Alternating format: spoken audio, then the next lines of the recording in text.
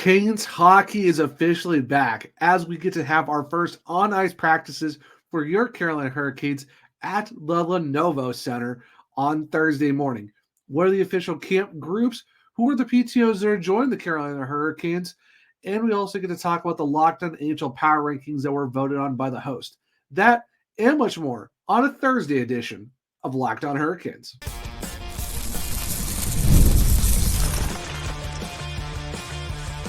Your Locked On Hurricanes, your daily podcast on the Carolina Hurricanes. Part of the Locked On Podcast Network, your team every day. Welcome to a Thursday edition of Locked On Hurricanes, your team every day. Part of the Locked On Podcast Network. Thank you to the Everyday for making this your first listen of the day. 5 days a week, Monday through Friday, talking everything about your Carolina Hurricanes. I am your host, Zach Martin. I am the credentialed Carolina Hurricanes beat writer over at the Hockey Writers. Also do a weekly column on the Chicago Wolves called Wolves Weekly, which will be starting here in a couple weeks. I'm also the co-host of the Surge Cast, which is it's a weekly Carolina Hurricanes podcast, of course, along with all of my Ds here at Locked On Hurricanes. Got a fun show for you guys as we get to officially talk about on-ice practices that start this morning for your Carolina Hurricanes, as they will go into the Lenovo Center Thursday morning at 9 and 11 a.m. to start their official training camp with some on-ice activities. The Hurricanes do have some PTOs, so we get to talk about those three guys that are joining the team at the camp. And finally, we're going to talk about the Locked On NHL Power Rankings for the divisions that were voted on by the Locked On NHL host. I'll give you who I had in my divisions, where I predicted them as well, and that's going for the Pacific and the Central, Metro, and the Atlantic divisions. But before we jump into a jam-packed Thursday episode, now through September 22nd, all FanDuel customers can bet $5 and get a 3-week free trial of NFL Sunday Ticket from YouTube and YouTube TV. Visit FanDuel.com to get started. So like I said, we are officially here for the start of camp for your Carolina Hurricanes. We actually have the groups of where the guys are going to be, because they are breaking up, as they usually do, between C1 and C2. And C1 is usually your main roster guys, the guys you kind of have a good feeling that they're automatically going to make the team with certain contracts. And you might have some bubble guys who might start on C1, but maybe will fall back to C2, and maybe some C2 guys might jump up to the main group. But this is like the main group of main roster guys, and maybe some fringe. And then C2 is usually like your bubble guys or prospects, stuff like that, who may be able to jump up, but it's just another group where you're not really with the mainstays. So looking at C1, of course, you get your normal guys. So every team, they're broken up into two 23-man groups. So it's kind of even, the main group's got 2 goalies, 21 forwards. And you look at the C2 group, you got 3 goalies and 20 of the regular skaters as well. So like I said, with C1, you have 21 skaters to 2 goalies. But looking at C1, of course, you got Shane Gostisbehere and Jalen Chatfield. No surprise here. Orlov Burns, Jordan Stahl, Jack Drury, Brendan Lemieux, and then you got Seth Jarvis, then followed by Walker, Yost, Carrier. This is surprising. Joakim Ryan's actually part of the C1 group. I kind of thought he'd be closer towards the C2 group. That's kind of one of the names that kind of stuck out to me, was the fact that Joakim Ryan was kind of one of those guys that, made it to the C1 group out of everyone else. Then, of course, Andrei Svechnikov, Ty Smith, who I would thought was an automatic, who was probably going to be one part of the C1 group. So when we talked about on Tuesday's episode, like potential battles for positions, I said Ty Smith, maybe Riley Stillman could be one of those guys that could make a case. Right now, coming out of C1, and this is looking at what the main group rosters are, it could be a Joakim Ryan, Ty Smith situation where they might be the guys that fight for that 17-man spot. They got Jordan Martinook and Eric Robinson, no surprises, then followed up by Jacob Slavin, Martin Necas, and Jack Roslovic. Of course, goalies are Frederick Anderson and Pyotr Kuchekov. So now I know, per the schedule, the first practice this morning on Thursday at Lenovo Center, 9 a.m. will be the main groups. That's 1 o'clock. and then they'll be followed up at 11 a.m. by the C2 group, which is what we're going to talk about here in a second. Those are, like I said, fringe guys, prospects, stuff like that. So now Friday, that'll be the actual first main public practice for fans to go see the team. And that, of course, that'll be at the Invisalign Arena, which is in Morrisville. And that, of course, that schedule's flipped to where the C2 group will be going at 11, or C2 group will be going at 9, C1's going at 11. Of course, we'll talk about more of that as we get ready for the Friday show. But that's kind of what we're looking at right now, is that first practice at Lenovo, it's going to be C1 going first at 9, and then C2 going at 11. Of course, then they just reverse that for Friday's practice at Invisalign. Now, looking at the C2 group, of course, you got Sam Gagne, who's coming in on a PTO. I know we talked about it a little bit ago. I know a couple episodes ago and stuff like that. More so was mainly on a social media thing, if you keep up with me. That Puckpedia kind of announced or said that they've heard that Sam Gagne signed a PTO. Never was officially up by the Carolina Hurricanes until Walt Ruff said it on Tuesday afternoon, that Sam Gagne is officially part of the Carolina Hurricanes on a PTO. 35 years old. He is a right shot center. Played last year with the Edmonton Oilers. Also played in some games with the Bakersfield Condors. Really curious to see what he's going to do. I know he might be a possible two-way, possible depth guy on the center core. It'll be interesting to see how the Carolina Hurricanes kind of run with that dynamic.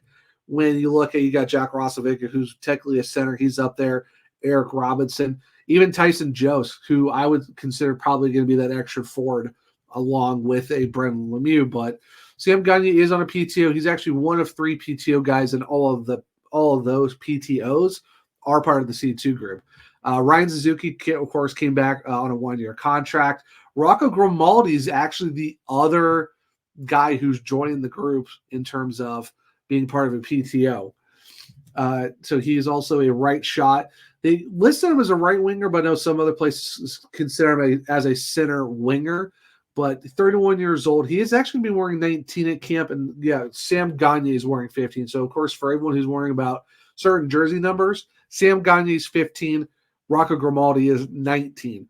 So those are part of the two of the 3 PTOs that are joining the Hurricanes at camp. They got Josiah Slavin, of course, signed that contract. High-end prospect Brandon Nadeau, Felix Ungerstorm, of course, those 2 guys are kind of the main ones that a lot of fans are going to take a look at, of like the top 3 prospects, part of the depth chart, who might make a case for the roster coming up on October 11th against Tampa Bay. Of course, Noel Gunler, who absolutely showed out at the Rookie Showcase over the past weekend, getting 5 points, which I think tied for the most in terms of points for the team. Of course, that he tied it with Gleb Trikasov after Gleb had 4 goals in the last 2 games. So he had 5 points, but then with Noel Gunler, 1 goal and 4 assists, and those who came in the first 2 games, he absolutely showed out. Really excited to see what Noel can do coming into camp after having a great Rookie Showcase. Justin Robidoux, the right shot center, did pretty well at camp as well. I'm really excited to see what he can do. Alexei Himosami joins the team, and of course, you got Jackson Blake, Juha Jaska, Scott Morrow, who a lot of people are really excited about, and who consider him possibly making the roster, but I wouldn't be surprised if he's going to play in Chicago just because of where the 6 main guys are, and then it's mainly going to be a fight for the 7th D spot. So that's kind of where I see it's like I would love to see Morrow on the Hurricanes this year, but I wouldn't be surprised if he's more of like a next year guy with Orlov and Burns' contracts coming off the books, and of course everyone's excited about Nikisha coming as well. You do have Riley Stillman down here, part of the C2 group, and this is where I'm kind of curious of like, I would expected Riley Stillman to be part of that C1 group fighting with Ty Smith for that 7th D-man spot, but right now, of course, this is going into day 1 of camp of on ice stuff. Things can change over the next couple weeks, but just initial looking at the paper of where certain guys are, I would have suspected him being of that main group fighting against Ty Smith for that 7th spot. So having him right here with the C2 group is very interesting. I'm curious to see how that might be a possible change as we go over the next couple weeks. But that's kind of like him and Ryan are the ones that I'm kind of like, okay, I wonder how long that's going to be. Charles Alexis Legault did pretty good at camp as well. Bryce Montgomery scored a goal at the Rookie Showcase. Of course, we talked about Gleb Trikasov. He came off a huge Rookie Showcase, getting 5 points, of course, having 4 goals in the last 2 games, actually entering the first year of his entry-level contract. So I've said he's definitely a dark horse for someone who can make the camp, make the main roster out of camp. I wouldn't be surprised with just the start that he's had already to this rookie showcase training camp type thing, where if he keeps his trajectory going, he might make a case to do something of maybe making the main roster in some way, shape, or form. And then, of course, the other PTO that a lot of people are kind of excited about is Skylar Brendamore. And, of course, he's actually been wearing 77 at camp because, of course, 17 is retired. So I guess he's going with 77. Left shot center, of course, Raleigh's own. He is part of the, like I said, the last PTO for the guys. And then we got Anthony Honka, Dominic Fensore, and Ronan Seeley. And Ronan Seeley actually captained the rookie showcase team. He did pretty well, did score a goal and got an assist. So I'm really excited for Ronan Seeley. I'm really hoping he has a great rookie, great training camp and kind of sets himself up to be the, part of the top D pair unit with Scott Moore when they go to Chicago. I don't think he's, like I said, he's not someone who's going to make the main roster. But if you put him in that top D pair with Scott Moore, like just how good they did at Rookie Showcase, I think this kid's going to have an amazing season for Cam Abbott of the Chicago Wolves. Then, of course, goaltenders, you got Spencer Martin, Yanniv Perret, and, of course, Ruslan Kayasev is going to be part of that group as well. So that's kind of what your C1 and C2 groups are kind of looking like. I know with the Skylar Brendamore edition, I know a lot of people were kind of like curious of why he was possibly part of the rookie showcase for the Hurricanes, because they know last summer he did sign a 2-year deal with the Charlotte Checkers. And apparently that wasn't a deal where it was he made himself an affiliate player with the Florida Panthers. He was more so in an AHL deal with the Charlotte Checkers themselves. So, and of course, that's one of the things where you kind of were wondering, okay, why is he part of this? And that's mainly the case, is the fact that he wasn't really part of the Florida Panthers organization. And of course, he had a 1-year deal still left with the Checkers. And it made you kind of wonder, okay, well, if he's, if he's got a 1 year left, what's the deal? And so Tony Andronicus from the Inside AHL Hockey, he was actually the first one to report this, but then also it was kind of somewhat confirmed by Elliot Freeman of Sportsnet, in that from the whole Skylar Brendamore Charlotte Checkers situation, the fact that the tweet that he posted was Skylar Brendamore originally signed a 2-year deal with Charlotte through 24-25. Sources say that Charlotte and Brendamore mutually agreed to terminate his final year of the deal. It is possible Brendamore has signed an NHL contract with Carolina. I'm told he's in Carolina's organization now. So now, hearing from Corey Laviolette, he said that he's heard about the termination as well, but in terms of an actual deal, he has no more further information on that. So this is a situation where it's he's no longer with the Panthers. He's now with Carolina on PTO, but there's no confirmed contract yet. And for me, it kind of makes sense if he is part of the Carolina Hurricanes organization, even if it's not official right now. I could definitely see a case where here's a two-way deal where they're going to, here's your AHL payment, and then here's what you're going to be making in the AHL. And I'm not going to be surprised if we see an announcement at some point before the season starts, either Raleigh or in Chicago with the Wolves, that Skylar Brendamore is going to be part of the organization in some way. Is it going to be 2 years? Is it 3 years? Is it 1 year? Who really knows? But I wouldn't be shocked if we see a two-way deal involved, and he's just going to start next season in Chicago, because they would love to have another center like him going along with Ryan Suzuki and just everyone else that they have, Tyson Jost, or if he goes down there, or however else that works out. So being able to have Skylar Brendamore would actually add some center depth to the Chicago Wolves next season. So that's kind of why he's part of the Hurricanes as a PTO. So that's kind of where we're just at with all of that type of situation. So it'd be very interesting to see how that kind of works out with the team as a whole. So that's kind of where your groups are.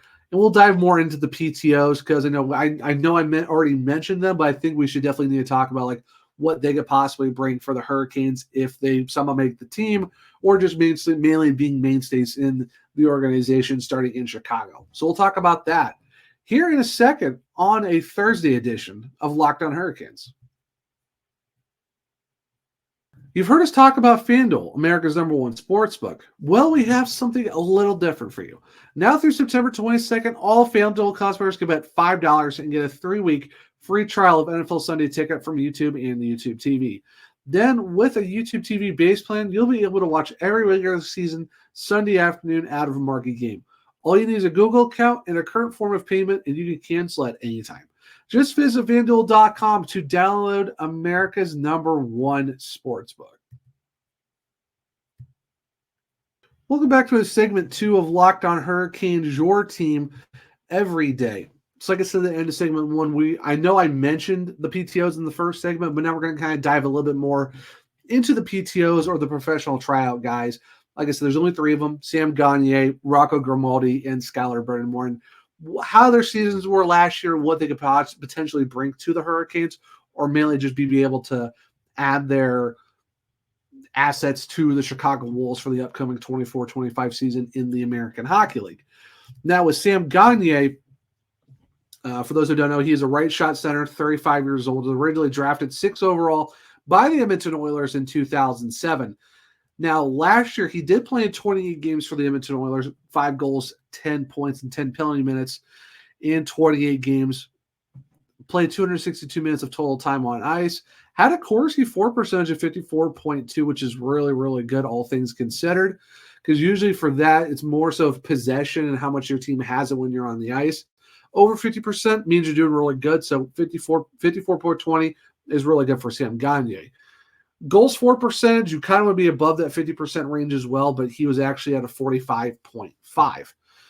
Also, last year, he did play in the AHL with the Bakersfield Condors, where he got 3 goals and 9 assists, or 9 points in 15 games. So that was kind of his season overall for the Edmonton Oilers. Did play in some games for the most part, but not a lot to where you're like, you can kind of feel, okay, what could he possibly bring? In terms of where he has been in his production, his last really close to full season was back in 21-22, where he played in 81 games for the Detroit Red Wings, scoring 13 goals, having 31 points in those 81 games. And he actually had a goal for percentage of 47.10, a little bit better than last year with Edmonton. Corsi for percentage, that was actually a lot lower at 46.5, but of course, you're looking at 81 games compared to 28. He had 833 minutes of time on ice overall for the whole season. Now, if you want to look past that, where you actually saw more production out of him again, you got to take all the way back to the Columbus Blue Jackets, where he played that one season for them back in the 16-17 season, where he had 18 goals and 50 points in 81 games, and actually had a Corsi for percentage of 54.94, way higher. And that's something you really love to see, especially with the fact that he played in 81 games. And he actually had a goal for percentage of 59.09, probably his highest for his entire career. And that was that 1 year with the Columbus. So that was kind of where he was his lone 50-point season, 32 assists, which is basically the best for his entire career, is second best in his entire career, of course. You know, he had just an overall good play with Edmonton in the early years for the team. So in terms of the fact that he got 32 assists with the Jackets, best of his career and all of that, points-wise, was his best.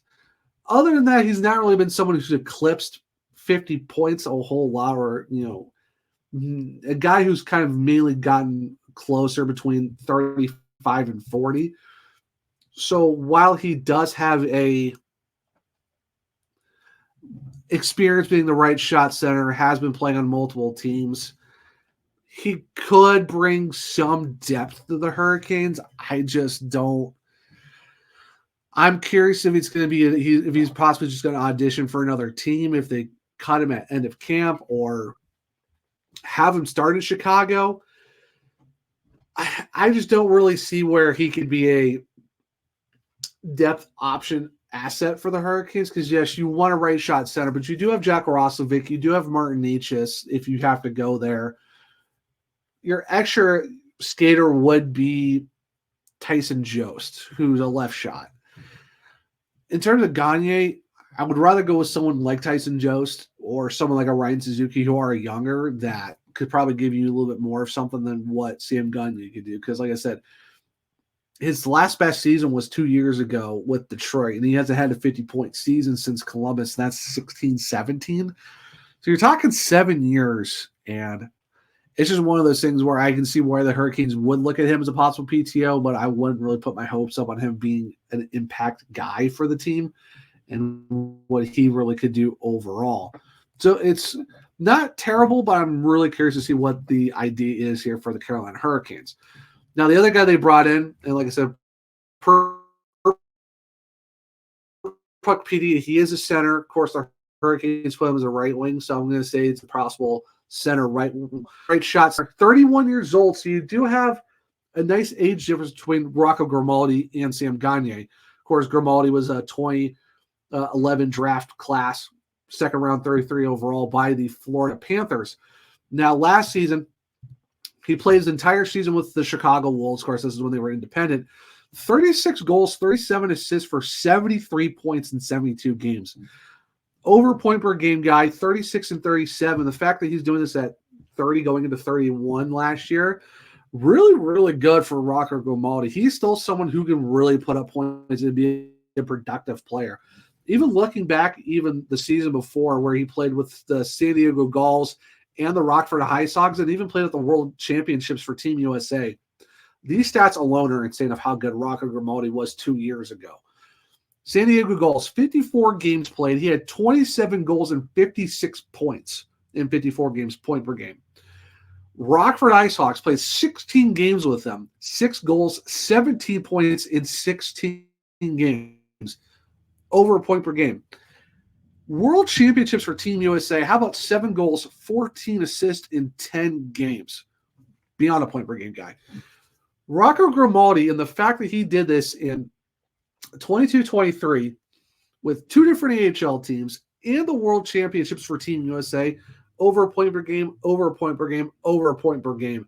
And he did it to the tune of 27 goals for San Diego, 6 for Rockford in 16 games, and then 7 for Team USA in 10 games. And then he follows it up with a 36-goal, 73-point campaign in 72 games for your Chicago Wolves. Instantly a fan favorite. Someone that I know Wolves fans will be super excited to have if he does come back to Carolina, if he comes back to Chicago. If you're looking for a possible guy to add to your depth centers, who's a right shot. Of course, the Hurricanes have him as a right winger, but if he's also listed as a center and someone they could use who can take faceoffs and play that two-way, also playing the defensive style, Grimaldi wouldn't be a bad option for here's your extra center that you need on a roster if you don't think Tyson Jost is that guy. Not a bad option with Rocco Grimaldi for the fact of how good he was last year for Chicago and even 2 years ago. You can rewind it back even farther where you're looking at the 21-22 season where he did play 7 games with the Nashville Predators, no points, no points at all. 2 penalty minutes, only played 64 minutes. Did have a goals for of 50% and had a Corsi of 55.9, but what can you do with 9 games? He did play with the Milwaukee Admirals back in the 21-22 season outside of playing those 7 games with Nashville. How about 26 goals, 26 assists for 52 points in 44 games?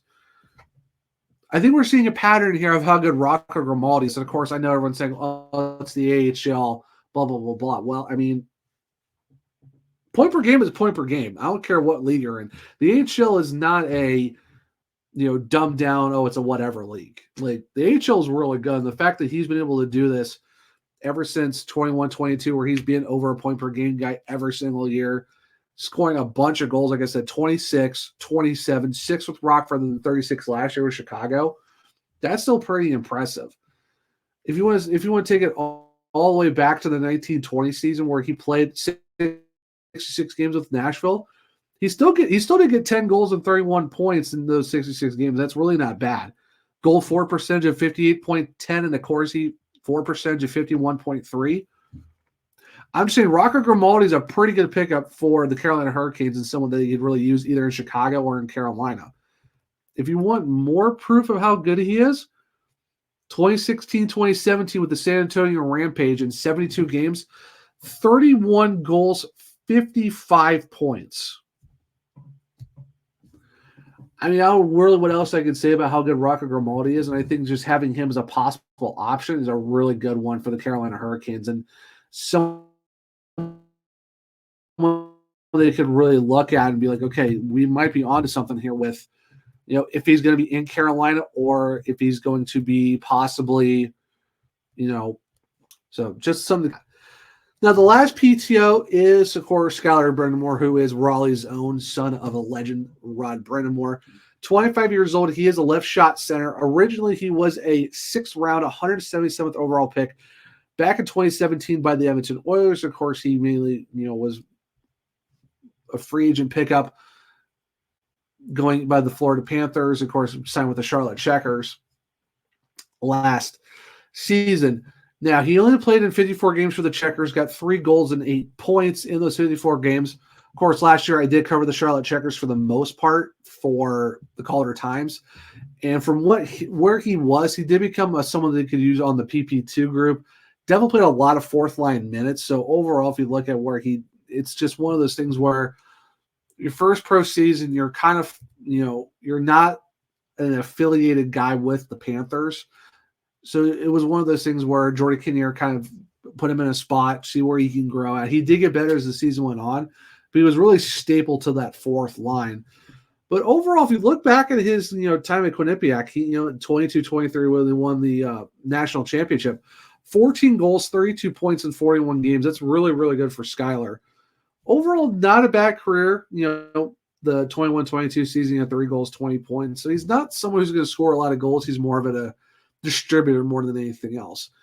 If you want to look back to the 2018-19 season where he played for the Chilliwack Chiefs in the BCHL, same league as the Doe brothers, 13 goals, 44 points in 52 games, 31 assists that year.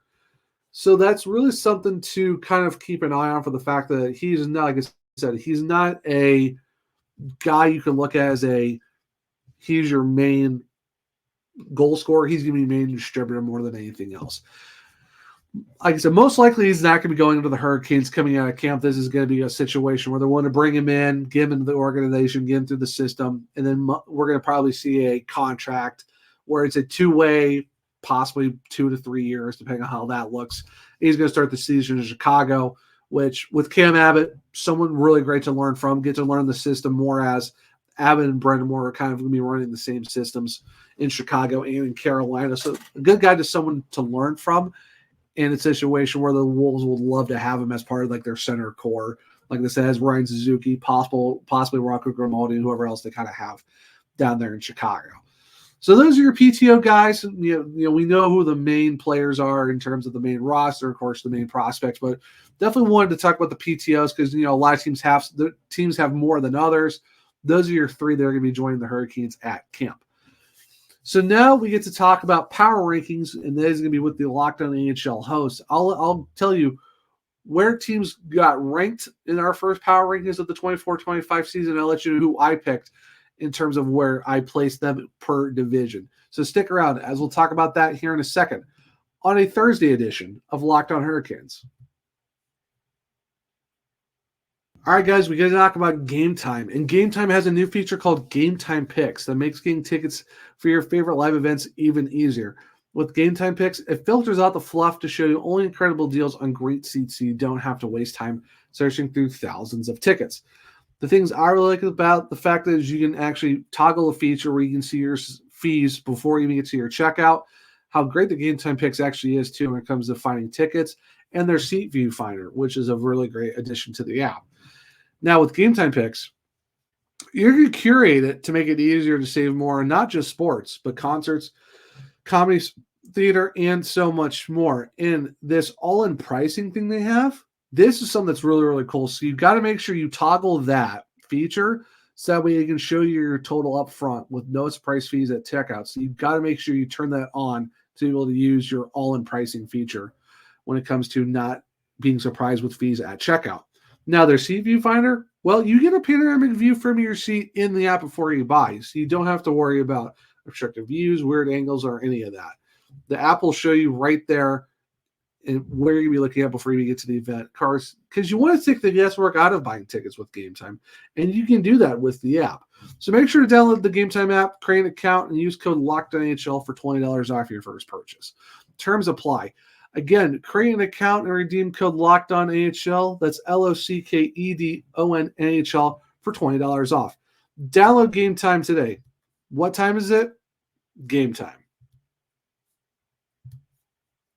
Welcome back to segment 3 of Locked On Hurricanes, your team every day. So like I said at the end of segment 2, we're going to talk about the power rankings that all the Locked On NHL hosts did.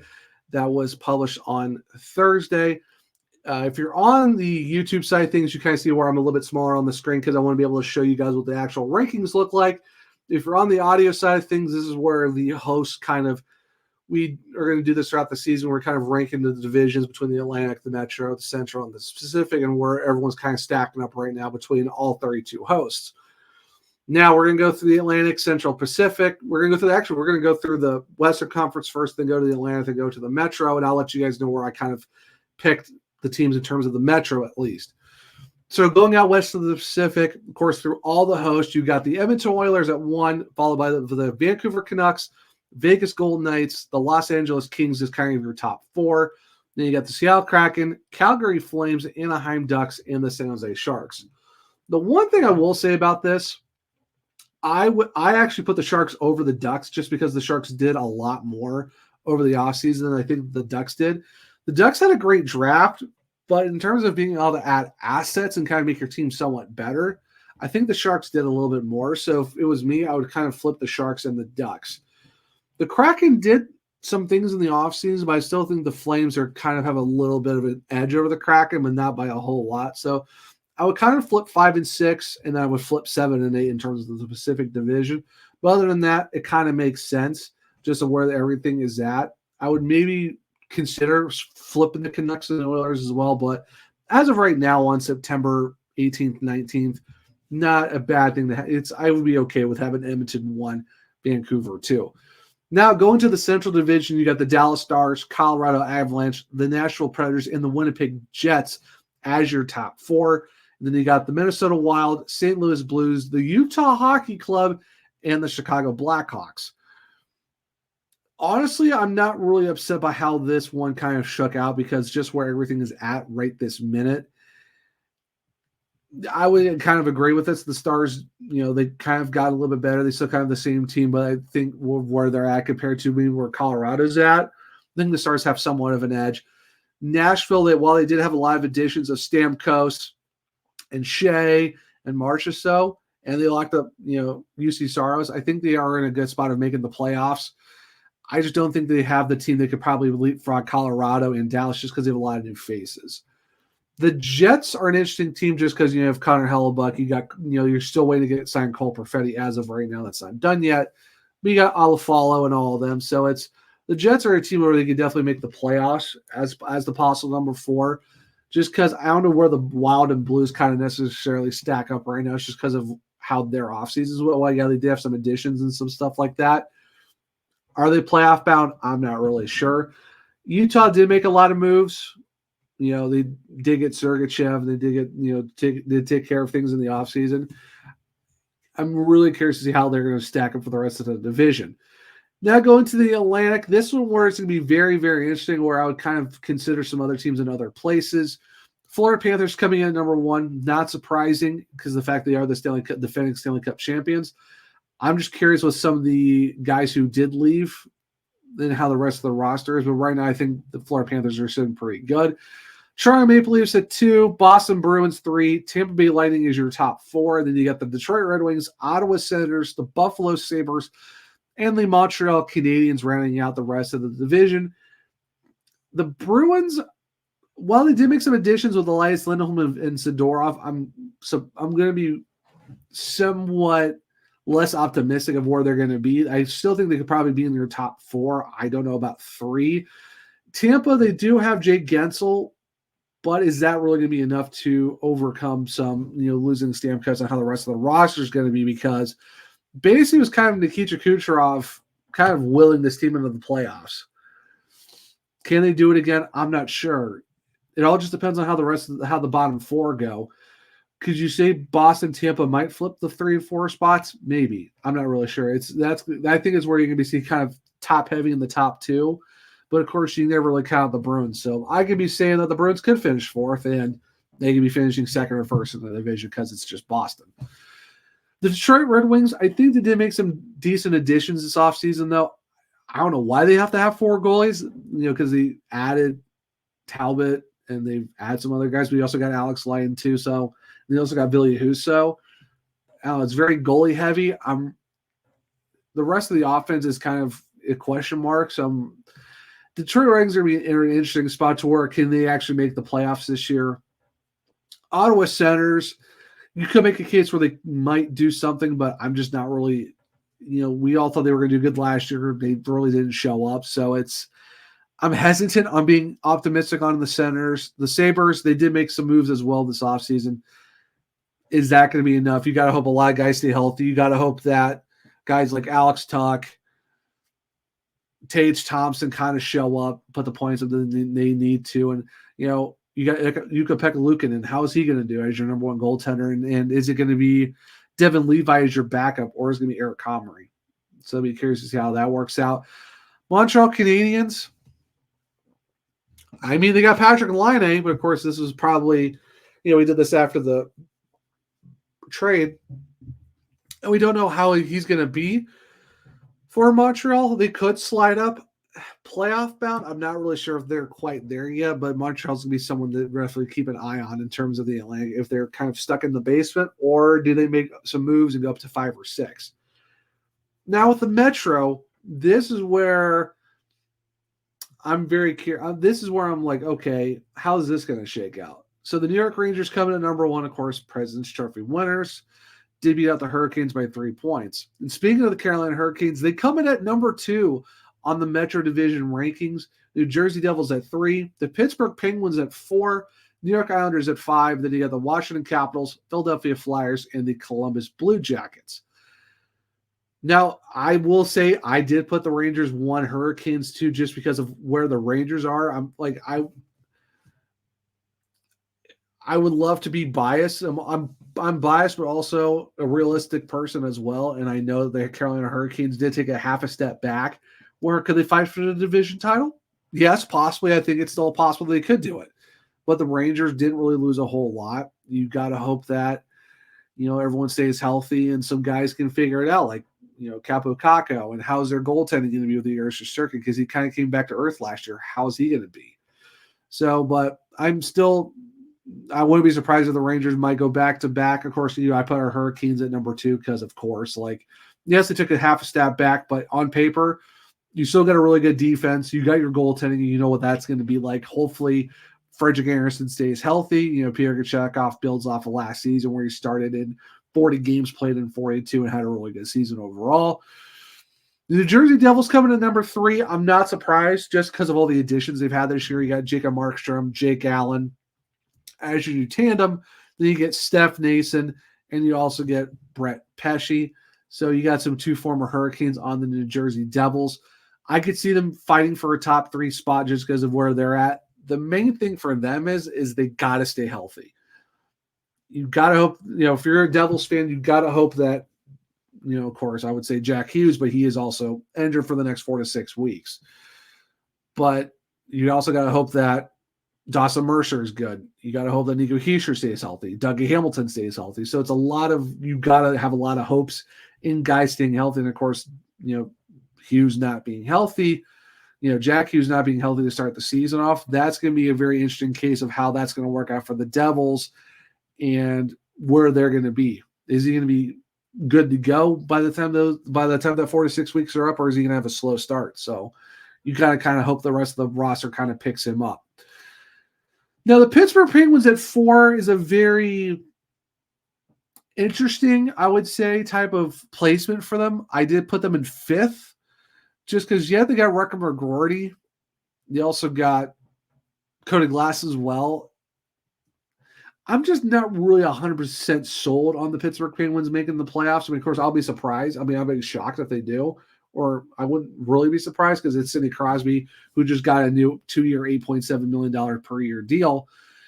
It's just you got to help the rest of the rosters going. Of course, Erik Karlsson on day one got hurt. It's now day to day. So it's another thing where you got to hope that everyone stays healthy, but it's just a case of how is it going to play out for them overall going into the season?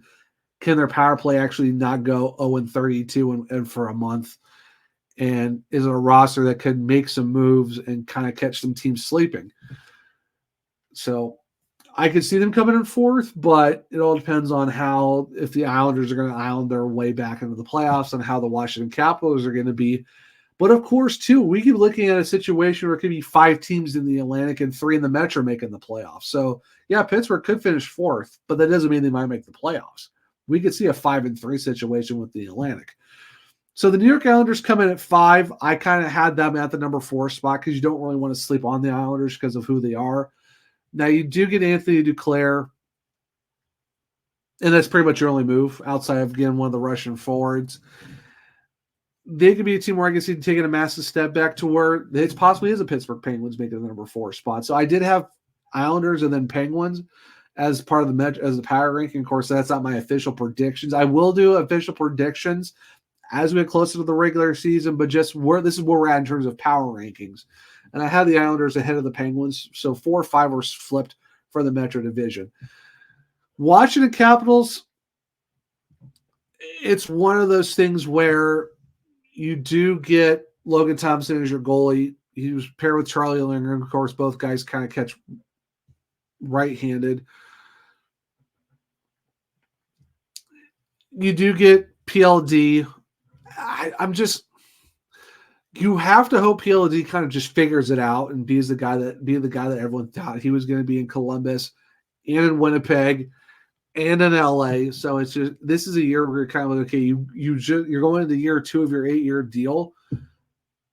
You've got to play to that ability. And that's where if he slows down Alexander Ovechkin and slows down the team, then I just don't know if the Capitals could pull off what they did last year when you're making the playoffs at a minus 37 goal differential. Now for 7-8, I actually did have this one flipped. I do have the Columbus Blue Jackets in 7th, Philadelphia Flyers 8. I would put when I do my predictions, I'm going to have more of a reason why I'm going to have the Jackets a little bit higher than 7.